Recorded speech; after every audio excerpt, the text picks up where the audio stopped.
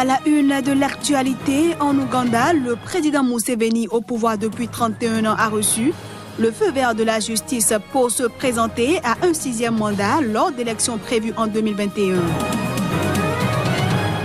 Présidentielle du 29 juillet au Mali, le chef de file de l'opposition Soumaïla Cissé espère à 68 ans couronner une brillante carrière politique en l'emportant pour sa 3e participation à une élection. Et puis la police éthiopienne a annoncé que le directeur de projet du barrage de la Renaissance a été tué par balle ce jeudi en plein jour à Addis Abeba.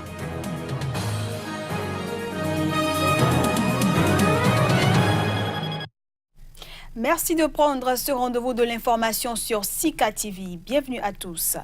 Le maire de Dakar, Khalifa Sall, condamné pour détournement de fonds publics, a décidé de boycotter son procès en appel pour protester contre la violation de ses droits, ont affirmé ce jeudi sa défense et l'intéressé.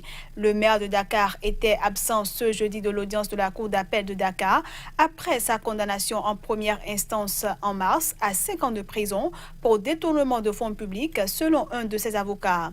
Le maire de Dakar a par ailleurs annoncé ce jeudi sa candidature au scrutin présidentiel de 2019 pour redresser son pays, le Sénégal, a-t-il indiqué dans une déclaration. Il invite par ailleurs les Sénégalais à refuser que le seul choix qui leur soit donné soit celui de la perpétuation du régime actuel dirigé par le président Macky Sall, élu en 2012 pour 7 ans. En Ouganda, la justice a ouvert la voie au président Yoweri Museveni, 13 ans, pour se présenter à un 6e mandat, et ce, lors d'élections prévues en 2021. Le président ougandais Yoweri Museveni a obtenu le feu vert de la justice pour se présenter à un 6e mandat lors d'élections prévues en 2021. Au pouvoir depuis 31 ans, le chef de l'État a promulgué en janvier une loi supprimant la limite d'âge fixée à 75 ans pour être candidat à la présidence, provoquant la colère de l'opposition qui dénonçait une présidence à vie. Une coalition de partis d'opposition avait ensuite saisi la justice, mais une majorité de juges constitutionnels siégeant dans la ville reculée de Mbale, à environ 225 km à l'est de Kampala, s'est prononcé en faveur de l'abrogation de la loi fixant la limite d'âge à 115 ans. Malheureusement, je ne suis pas satisfait. Je pense que nos juges ont manqué le courage de dire au président qu'il est là depuis assez longtemps. Nous allons continuer en respectant les lois et les limites de la loi, d'utiliser chaque opportunité jusqu'à ce que nous ayons le sentiment que toutes les options ont été épuisées. On croit encore que nous pouvons obtenir justice à un autre niveau. Bien que nous ayons perdu sur le sujet d'une extension de 7 ans, le juge était équilibré et montre une bonne image de notre justice. Ce vendredi, un avocat représentant l'opposition a dénoncé cette décision. Selon lui, le président Yoweri Museveni s'achemine vers une présidence à vie. Au Mali, le chef de file de l'opposition Soumaïla Cissé est en campagne à Mopti pour l'élection présidentielle de dimanche prochain. Présent au second tour en 2007 et 2013, Soumaïla Cissé se détache parmi les 23 challengers du président sortant Ibrahim Boubacar Keïta, qui briguera pour sa part un second mandat de 5 ans. Plus de 8 millions de Maliens sont appelés aux urnes dimanche pour reconduire le président Ibrahim Boubacar Keïta, élu en 2013, après l'intervention internationale contre les djihadistes, ou accorder leur faveur à un de ses 23 concurrents, dont le chef de file de l'opposition Soumaïla Cissé. En campagne à Mopti, ce dernier a promis ce jeudi la paix dans cette région du pays, où les violences intercommunautaires se multiplient depuis 3 ans. C'était lors de son intervention d'une 30aine de minutes devant quelques 10 000 personnes. Oui, notre pays se meurt. Vous avez un pays où on est dans le centre du Mali, ici, il n'y a pas d'administration, il y a plus de 500 écoles fermées, il n'y a pas de centre de santé, il n'y a plus d'investissement d'eau.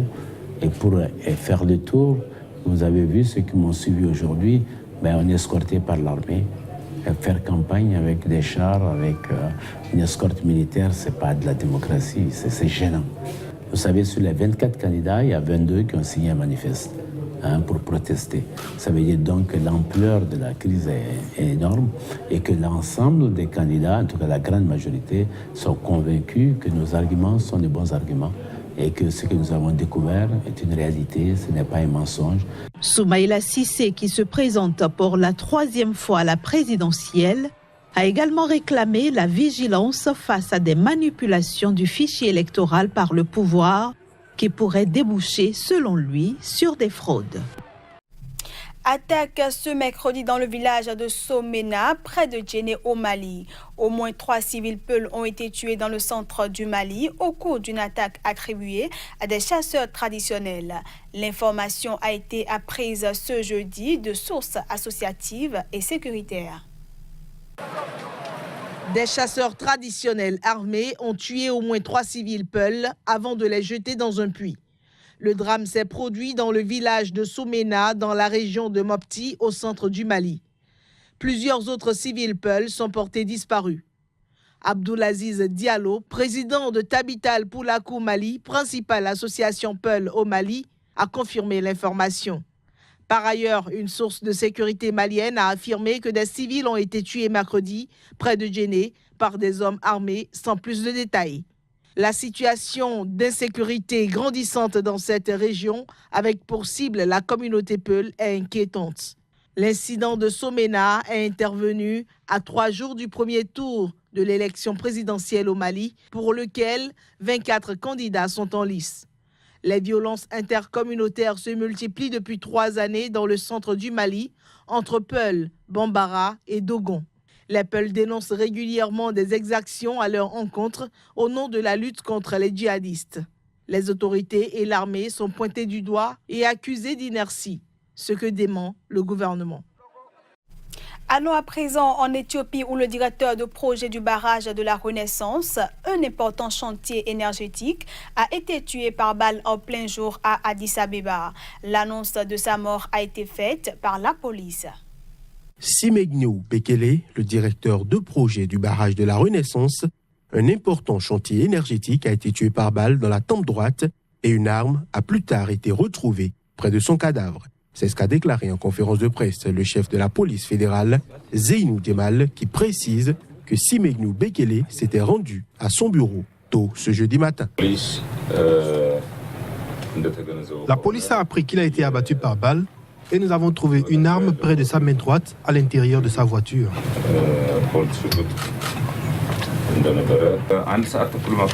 Nous avons reçu une information selon laquelle il a été vu dans son bureau à 7h30 ce jeudi matin. Mais cela fait l'objet d'une enquête.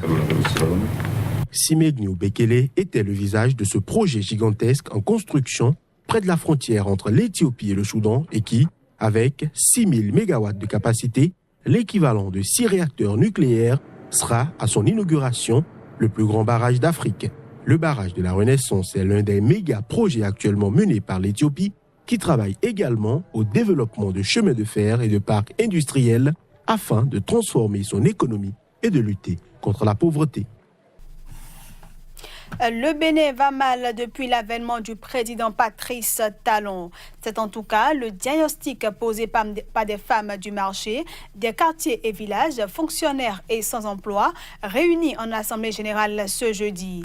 Elles reprochent au régime en place le déguerpissement, la multiplication des taxes et impôts, la mévente généralisée, l'école et la santé bloquées, les licenciements des travailleurs, le manque d'emplois rémunérateurs. Une motion de protestation a été lue à cette occasion. Suivons un extrait.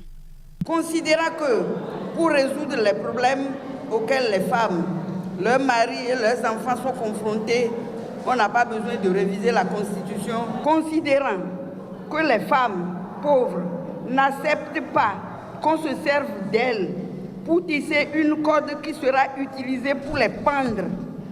Considérant que les femmes n'acceptent pas l'injustice faite aujourd'hui par la traque des opposants sous le fallacieux prétexte de la lutte contre la corruption.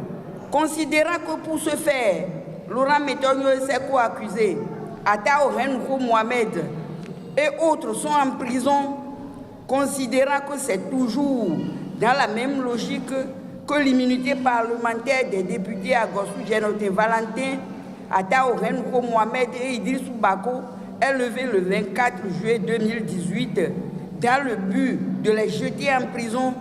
Nous, femmes des marchés, des quartiers et villages, fonctionnaires sans emploi réunis en assemblée générale ce jour, protestons contre la gestion calamiteuse du pays par le président Patrice Talon et disons non à son pouvoir autocratique. Rejetons la révision opportuniste de la Constitution. Nous exigeons la libération des détenus politiques et l'arrêt de la traque contre les députés opposants et les citoyens. Nous appelons toutes les femmes qui souffrent à une mobilisation générale pour participer aux âpres luttes de libération de notre pays des jougs impérialistes et nationaux. Ce journal se poursuit. Au Kenya, l'hécatombe des rhinocéros noirs continue. Le gouvernement a annoncé qu'un 10e animal est mort après avoir été changé de réserve et qu'un 11e a été attaqué par des lions. En conférence de presse ce jeudi, Naguib Balala, le ministre du Tourisme et de la Faune, a annoncé que l'hécatombe des rhinocéros noirs continue au Kenya, où un 10e animal est mort et un 11e a été attaqué par des lions. Il est depuis sous observation. Ces 10 animaux décédés faisaient partie d'un groupe de 11 rhinocéros noirs, une espèce en grand danger d'extinction qui avait été déplacée le 26 juillet dernier des parcs nationaux de Nairobi et Nakuru vers celui de Tsavo-Est.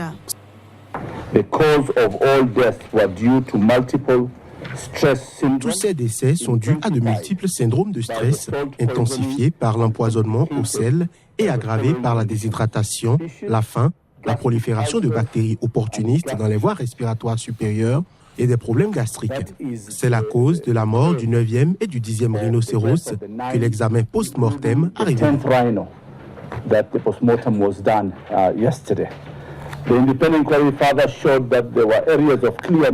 L'enquête indépendante a, en outre, montré qu'il y avait des zones de négligence évidentes qui se sont produites après le transfert sur le site de Tsavo, en particulier dans l'exploitation Boma au sanctuaire. Il s'agit notamment du manque de coordination et de communication de notre personnel chez KWS.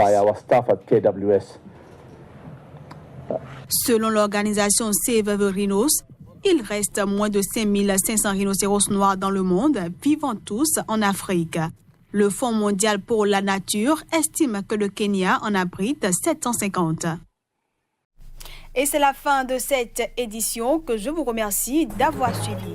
Ne zappez surtout pas, l'information continue sur Sika TV.